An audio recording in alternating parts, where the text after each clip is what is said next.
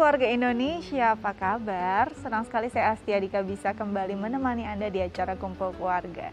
Keluarga Indonesia, kalau kita ngeliat remaja tuh energik, banyak hal baru dan selalu menarik pastinya. Apalagi ini masa-masa mereka mencari, istilahnya pencarian jati diri mereka gitu ya, merasa baru keakuannya, eksistensinya dilihat banyak orang. Tapi kondisi ini ternyata banyak juga loh yang membuat para remaja kita tuh insecure pada standar-standar sosial yang mungkin ditetapkan oleh kebanyakan orang yang pada sebenarnya ini bukan standar yang mutlak. Nah, ini akan kita bahas bersama psikolog kita, ada Anti Jovita. Langsung kita sapa yuk. Halo Anti, apa kabar? Halo Dika, baik. Dika gimana kabarnya? Aku baik Anti. Anti, kita bicara remaja nih hari ini.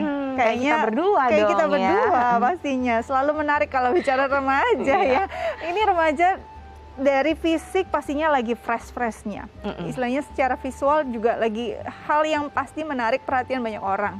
Secara psikisnya juga pastinya lagi energik, lagi banyak hal yang ingin dia tahu gitu. Banyak hal yang sangat berwarna di dunia remaja.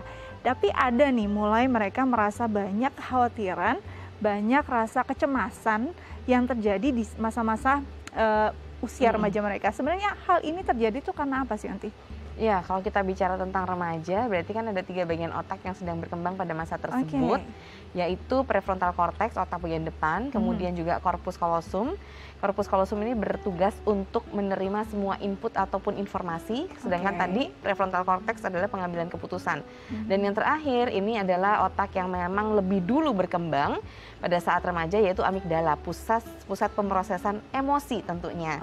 Nah, karena ini adalah yang duluan berkembang pada masa remaja, nah akhirnya segala sesuatu hal yang dia alami, dia lihat, dan kemudian dia dengar dan sebagainya itu selalu dikaitkan dengan unsur emosional gitu. Nah, makanya pada saat kemudian seorang remaja kita misalnya ngomong sedikit aja yang tidak berkenan sama hatinya, dia udah langsung sensi, sedih atau marah atau kecewa atau nggak suka gitu, karena memang unsur emosi pada dirinya, terutama di bagian otak yang amigdala tadi, memang sedang berkembang paling dahsyat pada saat usia remaja, karena dia tadi puber, kemudian juga ada perubahan-perubahan hormonal dalam dirinya. Tapi mayoritas kalau Anti sendiri melihat remaja masa kini, apa sih yang paling jadi satu masalah yang paling dicemaskan oleh para remaja? Kalau untuk remaja itu yang paling pertama adalah biasa merasa insecure sama body image-nya dia. Jadi tentang penampilan fisik itu paling utama. Fisik itu justru pertama ya? Betul, dan itu terjadi pada saat remaja. Nah, sehingga di sini remaja akan merasa bahwa tidak nyaman sama dirinya. Kalaupun ada yang tadinya nyaman sama dirinya, kemudian ada pandangan dari lingkungan, entah itu dari lirikan mata atau kemudian dari kata-kata yang diucapkan oleh orang lain, kemudian agak mengganggu body image-nya. Misalnya, kamu kok kegendutan ya, atau kamu terlalu kurus ya, atau kamu kurang tinggi dan sebagainya. Wah, itu udah kayak ngena banget. Gitu, karena memang pada saat remaja fokusnya adalah lebih ke arah body image dan juga pergaulan atau pertemanan, sosialisasi antara teman-temannya. Jadi apa yang diucapkan oleh lingkungan itu sangat penting sekali buat dia. Apakah juga berkaitan dengan kadang-kadang remaja ini ingin sama juga dengan circle-nya gitu ya? Betul, saat dia berbeda atau mungkin tidak memenuhi semua poin-poin yang dianggap hal-hal yang standar gitu pada lingkungannya, ini akan jadi memunculkan insekuritas sendiri nggak sih Anti? Iya, betul sekali, karena tadi remaja itu kan dia paling termakan atau paling masuk kalau ada orang-orang di sekitarnya yang membicarakan sesuatu tentang diri dia. Karena kan fokusnya adalah ke pencarian jati diri kan. Nah, jadi pada saat ada standar-standar tertentu yang memang dia rasa, kadang belum tentu loh lingkungan memang kasih standar seperti itu, tapi terkadang ini berkaitan dengan apa yang dia persepsikan. Nah, pada saat dia mempersepsikan, kemudian memaknai bahwa lingkungan itu punya standar tertentu, nah kemudian ini yang menjadi dirinya itu insecure, karena merasa dia harus mencapai standar yang sesuai dengan keinginan lingkungan dalam berbagai area. Dan terkadang pada saat standar itu pun misalnya sudah dia usahakan dia capai, dia akan pasang standar yang lebih tinggi lagi. Gitu ya. Faktor-faktor lain juga bisa memunculkan standar-standar baru atau persepsi-persepsi baru mungkin dari media sosial nggak sih Nanti? Bisa banget. Karena kalau untuk pertemanan zaman sekarang kan nggak hanya berdasarkan orang-orang yang ada di sekitar yang secara nyata dan tatap muka, tapi adalah sosial media, berita-berita, itu semua adalah termasuk dalam lingkungan sang remaja nggak usah remaja, kita pun yang orang dewasa sekarang circle pertemanan kita juga nggak hanya dengan orang nyata dalam kehidupan kita, tapi juga dalam bentuk sosial media. Oke, jadi mungkin orang tua harus membuka pandangannya lebih luas lagi bahwa kita jangan berpikir oh enggak kok anak saya itu mainnya lingkungannya saya kenal semua, belum tentu ada media sosial di sini berperan besar ya nanti ya. Oke, nanti kita bahas lebih jauh lagi, tapi kita harus jeda dulu, jangan kemana-mana, tetap bersama kami di Kumpul Keluarga.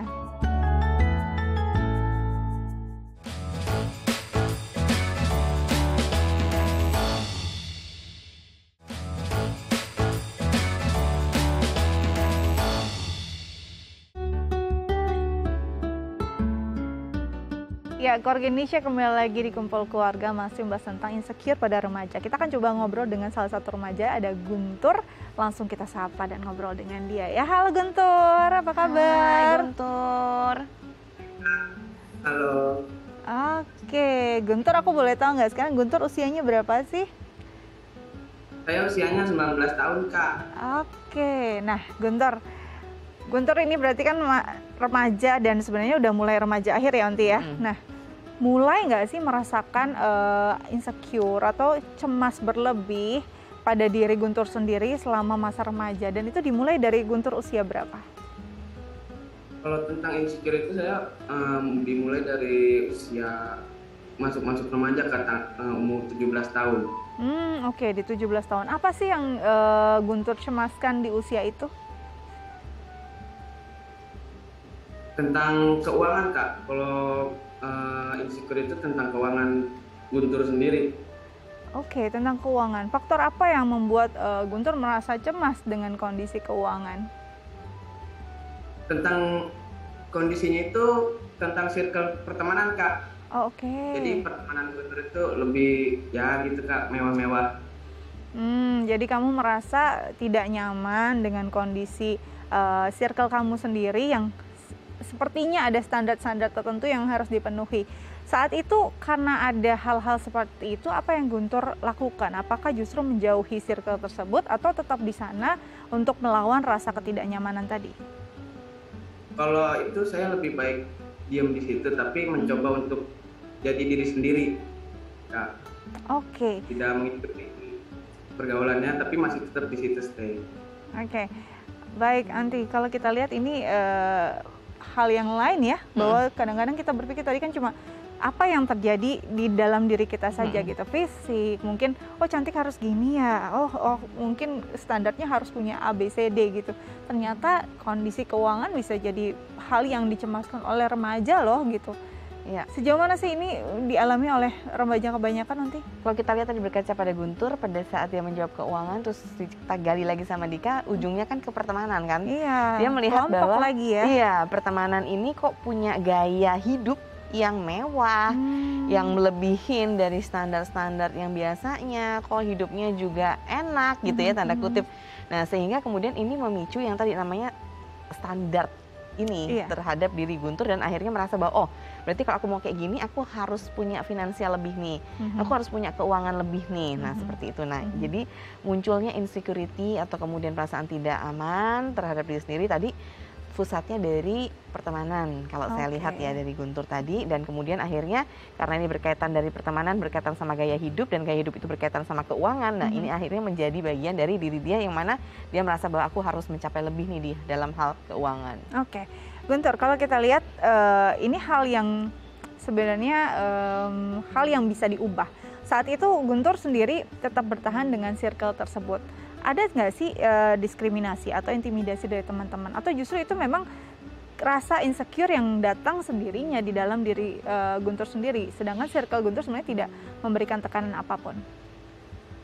Kalau itu datang sendirinya, Kak. Soalnya kan saya melihat dari pergaulan juga, jadi kayak merasa ada rasa minder ya? Berarti di situ ya? Ya. Oke. Menjalani pertemanan dengan kondisi mungkin ada rasa nggak enak, minder gitu. Apa yang membuat kamu bisa tetap bertahan? Mungkin ini bisa jadi inspirasi nih untuk remaja lain yang mungkin juga mengalami atau merasakan hal yang Guntur rasakan. Apa yang membuat kamu tetap merasa it's okay, saya bisa dalam circle ini dan saya bisa tetap berteman dengan teman-teman saya walaupun ada rasa yang mungkin kurang nyaman di dalam diri Guntur? Kalau itu saya lebih baik menjadi diri sendiri saja, Kak. Soalnya Soalnya kalau kita mengikuti gaya hidupnya mereka kan kita tidak bisa. Oke. Jadi diri sendiri. Ini poinnya. Ya. Nanti ini poinnya sebenarnya. Hal yang paling penting sebenarnya jadi diri sendiri. Kalau kita udah jadi diri sendiri, sebenarnya apalagi yang perlu dicemaskan. Karena standarnya itu ada dalam diri kita sendiri, benar nggak sih nanti? Benar, jadi saya suka sekali sama kata-kata Guntur tadi, just be myself gitu ya. Jadi jadilah diri saya apa adanya. Dan saya percaya Guntur ini sudah melalui sampai penerimaan diri namanya ya, just be myself kan berarti kan penerimaan diri. Dari yang tadinya dia merasa bahwa insecure, kemudian perjalanan dia menjadi dia bisa acceptance dirinya atau menerima dirinya sendiri. Ini kan perjalanan ya, adalah suatu proses. Dan kalau dia bisa sampai ke penerimaan diri, berarti dia dalam prosesnya ini adalah berproses secara positif. Dan sehingga dia bisa memaknai bahwa oke, aku sudah melihat bahwa ternyata di teman-teman, di dunia dia pergaulan dan sebagainya, itu seperti itu standarnya. Dan tampaknya dia sudah berusaha raih, tapi dia merasa bahwa oh kayaknya nggak aku banget deh kalau seperti ini. Jadi akhirnya aku terima diri aku apa adanya dengan cara seperti ini supaya aku nyaman. Nah itu adalah proses yang baik, dan itu setiap remaja akan melalui hal tersebut. Tinggal bedanya adalah ada yang bisa menerima dengan cepat, ada yang bisa agak lama, dan bahkan ada yang sampai ke bawah dewasa pun belum bisa menerima. Nah Guntur, aku mau dong dikasih kisi-kisi tentang dunia remaja saat ini. Kita sih remaja ya, tapi 10 tahun lalu, jadi udah rada lupa gitu ya. Seperti apa sih sebenarnya dunia remaja saat ini? Guntur sendiri tadi memang punya insecure-nya tuh di keuangan. Apakah ada teman-teman lain yang menurut Guntur sebenarnya dia fine-fine aja, dia bisa kok memenuhi keinginannya tapi tetap merasa insecure? Nah kalau itu Kak, kemungkinan ya kalau dia itu ya bisa jadi karena muka mungkin ya. Oke, fisik ya tadi ya. Karena kan dia juga punya banyak apa ya, uang misalnya gitu ya. Ya mungkin karena faktor gaya hidupnya juga mungkin bisa merasa insecure itu.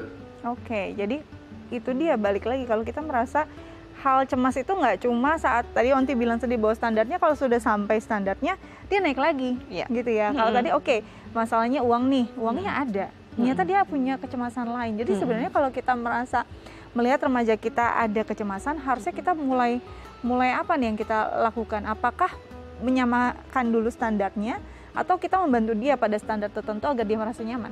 Iya, jadi sebetulnya gini, pada saat remaja ini melihat bahwa ada standar yang ingin dia penuhi, nah dia akan menimbang-nimbang nih, saya bisa nggak sih gitu. Jadi ini masih reasonable atau realistik nggak saya ikutin. Kalau misalnya ternyata contohnya standar kita segini ya 70, terus kalau misalnya untuk kita mengikuti hal yang baik itu ke standar 75 masih bisa diraih, ya berarti itu hal yang baik. Tapi yang menjadi masalah adalah pada saat dia tidak bisa memenuhi. Itu yang pertama. Atau yang kedua, dia bisa memenuhi tapi kemudian setelah dia memenuhi, dia selalu ingin lebih dan lebih yang akhirnya standarnya nggak pernah selesai. Nah, jadi ada overachievement di situ. Nah, itu akan menjadi masalah. Jadi kalau dua hal ini yang terjadi, entah itu tadi overachievementnya dia atau kemudian dia merasa tidak bisa, contohnya standar dia 70 dan dia pun sekarang dalam kondisi 70, tapi dia ingin menjadi 100 misalnya, dan itu tidak memungkinkan dari sumber daya yang ada, dari kemampuan dan sebagainya, ya berarti akan alangkah lebih baik kalau standarnya ini yang diturunkan. Sehingga terjadi yang namanya penerimaan diri. Karena dengan penerimaan diri baru kita bisa merasa happy atau bahagia dalam menjalani hidup dan bisa mencari bahwa ini loh kita, jati diri saya seperti ini. Karena kan tugas perkembangan remaja sebenarnya adalah pencarian jati diri. Baik, Guntur, di sini kan ada psikolog kita. Mungkin kamu ada yang ingin ditanyakan nggak sih terkait tema kita hari ini? Silakan. Itu kalau menghadapi tentang insecure itu gimana ya, kayak kalau misalnya kita sudah berada di level yang paling atas, itu menghadapi tentang insecure gimana? Jadi semuanya mungkin sudah aman nih, standarnya tadi sudah terpenuhi. Tiba-tiba insecure datang lagi, Onti. Apa yang harus dilakukan? Jadi sebetulnya ada beberapa cara untuk menghadapi insekuritas ini. Bisa dari internal, bisa dari eksternal. Jadi kalau dari internal berarti tadi kita lihat bahwa ini realistik nggak sih untuk kita ikutin. Ini berguna nggak sih buat pengembangan diri saya. Kalau berguna diikutin. Nah kalau ngikutin nggak cuma sekedar ngikutin, tapi ada target-target jangka pendek. Nah tapi kalau misalnya tidak bisa, nah itu tadi berarti dari eksternalnya nih yang harus kita kurangi nih. Berarti oh aku nggak harus juga ya seperti itu. Dan mencari tahu sebetulnya apa sih tujuan yang ingin aku capai dalam hidup aku dalam jangka waktu misalnya let's say 5 tahun ke depan ini apa. Gitu. Jadi terkadang orang itu insecure karena terlalu panjang dia menginginkan hasilnya. Misalnya contohnya sekarang sedang kuliah nih, berarti targetnya adalah kalau bisa berarti sampai lulus kuliah dulu nih, target kamu apa gitu. Tapi terkadang dia insecure karena dia terlalu membayangkan hal yang jauh terjadi di masa depan yang dia lupa nih harusnya jangka pendek dulu nih. Jadi targetnya jangka pendek dulu, itu selesaikan dulu, setelah itu baru bikin lagi target jangka pendek selanjutnya, tahap kedua, tahap ketiga. Nah pada saat itu sudah dibikin menjadi tahap-tahap, itu akan membuat diri kita itu menjadi secure karena merasa bahwa oh berarti target yang aku capai ini di depan mata dan aku bisa menyelesaikan. Pada saat merasa bisa menyelesaikan dan bisa menyelesaikan, dia punya pengalaman bahwa dia bisa menyelesaikan masalahnya. Nah ini penting untuk dia merasa bahwa aku tuh capable atau mampu. Baik, kira-kira seperti itu Guntur. Guntur juga nih sudah mau masuk ke dunia dewasa awal, jadinya pasti banyak kecemasan baru juga ya. Semoga ini bisa bermanfaat ya untuk Guntur dan teman-teman. Sampai jumpa Guntur, terima kasih sudah berbagi bersama kami di Kumpul Keluarga. Sampai jumpa. Makasih Guntur. Oke, jadi memang sebenarnya proses pencarian jati diri ini unik banget dan orang tuh beda-beda ya harus menjalani seperti apa. Oke, nanti kita bahas, tapi kita harus jeda dulu ya nanti ya. Nah, Keluarga Indonesia jangan kemana-mana, tetap bersama kami di Kumpul Keluarga.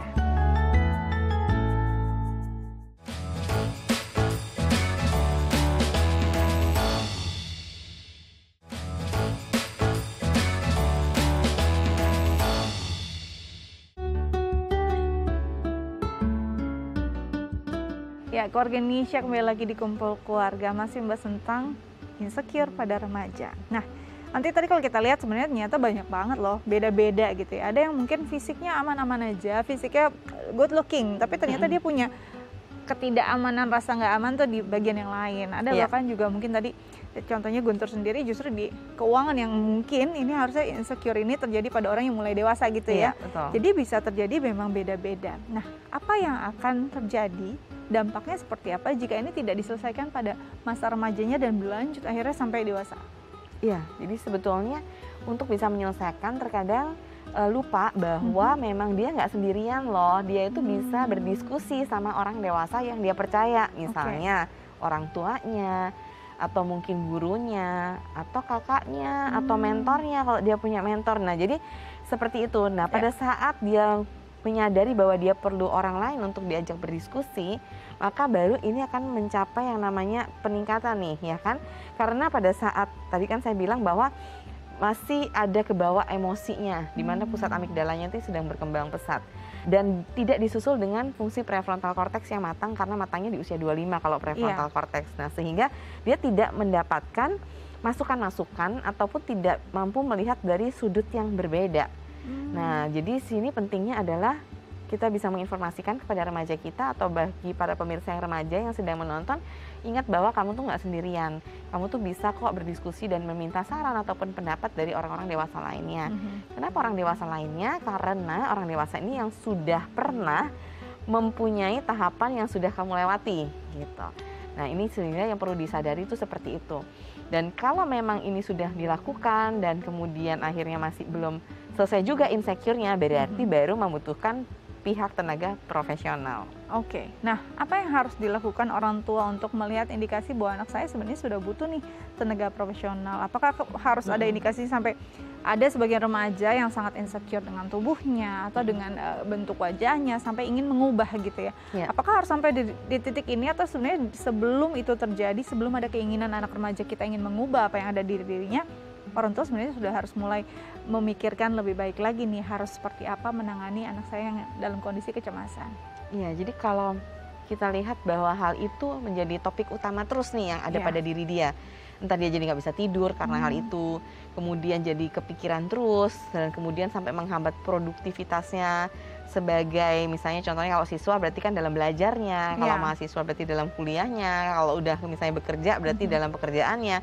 Kalau sudah area-area ini terganggu, nah dia memang membutuhkan tenaga profesional untuk menangani tersebut. Tapi sebetulnya tenaga profesional pun bisa kok digunakan pada saat memang kita hanya ingin curhat atau diskusi aja tanpa melihat bahwa ini harus serius dulu gitu ya.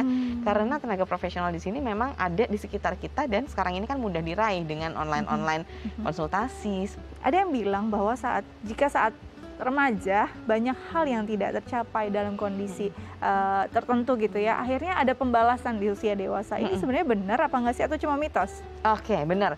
Jadi satu tahap kan di dalam tahap perkembangan manusia ini ada tahap usia dini, kemudian anak-anak menengah, kemudian anak-anak akhir, remaja awal, remaja tengah, akhir dan sebagainya. Nah, setiap tahap perkembangan ini punya tugas perkembangan yang harus diselesaikan. Apabila ini tidak selesai, misalnya termasuk tadi masalah insecurity pada remaja, maka ini akan berimbas pada tahap perkembangan selanjutnya tentunya, misalnya dewasa awal. Jadi insekuritas yang tidak selesai dia akan bawa pada saat usia dia dewasa awal.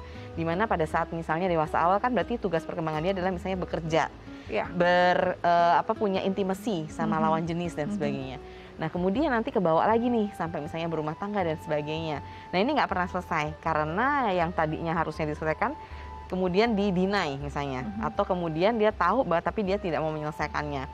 Nah, memang benar sekali yang dikatakan Dika, ini akan berimbas pada tahap perkembangan berikutnya. Oleh karena itu, di tahap manapun kita, kalau kita merasa bahwa, oh iya kayaknya udah mulai mengganggu nih produktivitas aku, fisik aku, emosi aku, sosial aku, maka segeralah meminta pertolongan, meminta bantuan, atau setidaknya berusaha untuk mengekspresikan perasaan-perasaan ini dalam bentuk yang memang paling tepat menurut dia. Bisa tadi journaling, melakukan hal-hal yang disukain, latihan pernafasan, atau yang memang paling baik adalah berdiskusi sama orang-orang terdekat yang dipercaya dan pihak tenaga konsultasi profesional. Oke, kalau kita tadi bicara bahwa ya sudah di fase lain nih, padahal ada yang belum selesai di fase sebelumnya, dan kita nggak mungkin balik ke fase sebelumnya ya kan nanti.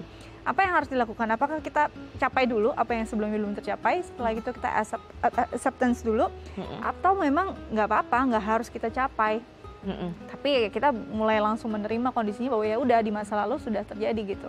Apa yang harus dilakukan nanti? Nah, ini benar-benar terkait dengan isunya apa dulu nih, karena setiap isu pasti berbeda. Bisa beda-beda ya? Iya, kalau isunya tentang trauma itu iya harus diselesaikan dulu. Harus selesai dulu. Iya, tapi kalau isunya bukan terkait sama trauma, misalnya tentang performance diri, cara berbicara di depan umum dan sebagainya, jadi isu-isu umum, nah ini bisa sambil jalan aja, tinggal diterima aja. Oh berarti memang either dua ya, maksudnya kita mau merubah itu kalau memang memungkinkan, atau memang kita menerima itu. Kan ada hal yang kita bisa ubah, ada yang nggak bisa. Kalau yang kita nggak bisa berarti kita terima, kita accept itu sebagai bagian dari dalam diri kita dan manfaatnya positif buat diri kita, karena memang diri kita seperti itu dengan kelebihan dan kekurangan kita. Tapi kalau kita bisa rubah ya kita akan bisa merubahnya dengan cara tadi menentukan target-target jangka pendek, melakukan strategi-strategi tertentu, dan kemudian teknik relaksasi, stabilisasi emosi, dan bantuan-bantuan yang bisa dicapai tadi. Oke, jadi sebenarnya intinya penerimaan diri adalah kunci ya. Betul sekali. Oke, Anti, terima kasih banyak sudah berbagi bersama kami di Kumpul Keluarga. Tetap jaga kesehatan ya Anti ya. Amin, Dika juga ya. Apalagi kita remaja ya Dika ya. Jadi harus tetap sehat. Tetap sehat. Oke, keluarga Indonesia, semoga walaupun kita mungkin usianya udah gak remaja, tapi semangat kita masih tetap seperti remaja tanpa ada kecemasan, dan kita bisa mencapai semua apa yang kita inginkan, dan kita bisa menerima diri kita apa adanya. Saya Astia Dika pamit undur diri, jangan lupa untuk selalu menjaga protokol kesehatan 5M. Sampai jumpa.